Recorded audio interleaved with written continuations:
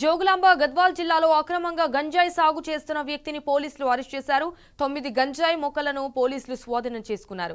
అయితే గట్టు మండలంలోని బోయలగూడెం గ్రామ శివారులోని పొలంలో మిరప, పత్తి పంటల మధ్యలో గంజాయి సాగు చేస్తున్న రైతును పోలీసులు అదుపులోకి తీసుకున్నారు. అయితే నిందితుడు తోతినోని దొడ్డి గ్రామానికి చెందిన రైతు బస్వాపురం ప్రాణేష్ గా పోలీసులు గుర్తించారు.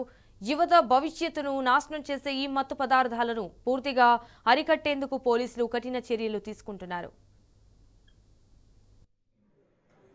గట్టు లిమిట్స్లో తొత్తినోని దొడ్డి అనే ఒక విలేజ్ ఉంది. అది ఐజా మండలం.